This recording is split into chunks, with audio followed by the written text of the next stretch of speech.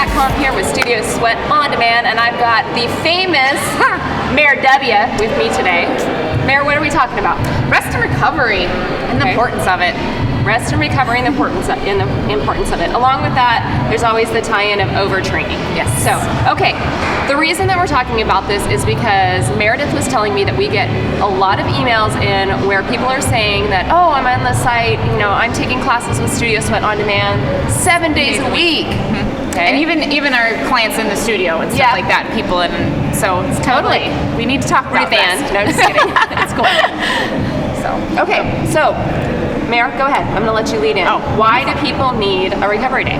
That's the important time. That's when your body's actually building your muscle and your strength back after you've torn it down and you've broken it down. And if you just break down day after day after day, it's not going to get you anywhere. Right. We got to give it time to rest and recover. And you'll see if you're a person that doesn't take a day of rest, take a day of rest, and you'll see, wow, I made little gains on that other day, and you'll start to feel, I had a client that did that. I convinced her of a day off, and she came back, and she was like, I got myself in the red zone, and she's like, I felt great afterwards. So just a very different thing that you have to think about that. And maybe if you're in your prime years of 18 to 22 and you're that athlete, then okay, I'll give you that.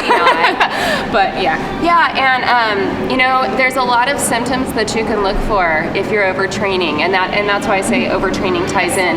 If you are not sleeping well, number one, if you're not making those gains in your fitness that you would like to see, if you're constantly feeling sore, if you're sick more often, what are some other symptoms that you can get injured more often? Okay, more injuries. So those are all things to look for, and some people, just so you know, might need more than one rest day. It really depends on what you're doing in your week. I will tell you from experience that, and I'll use Brian as an example, he will travel, and often when he travels, he can't quite get in the same amount of workouts, the intensity, the duration. But he'll come back better rested, and sometimes down in weight, which is a good thing in this case because he's let his muscles recover, he's flushing some of that lactic acid out, and he's ready and raring to go. And that way, what you were saying can take into effect where he can now make more gains because his muscles are primed and raring to go. All right, okay, anything else you want to add?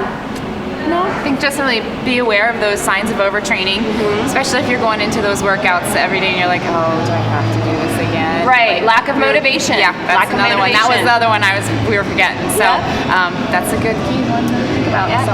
And, for those of you that are just total sweat junkies, I get it. I feel like I need to break a sweat every day, and I do encourage you to break a sweat every day. But what we're saying is let the muscles that need to recover. Let your body recover. You can do, even on our website, we have recovery rides, and we'll add a couple of those recovery ride links into the description of this so that you guys can find them. Feel free to do those, okay? Those are great too. Or go for a walk, or do passive exercise like a hike, or bike ride with your family. We don't need 7 days of HIIT workouts. That's right. Take it down a notch. Exactly. All right, you guys, we're telling you this because we love you. We want you on our site. We want you in our studio all the time, but make sure that you take the proper rest that you need. And for those body sculpting, fat torching workouts, come into Studio Sweat in San Diego or visit Studio Sweat On Demand.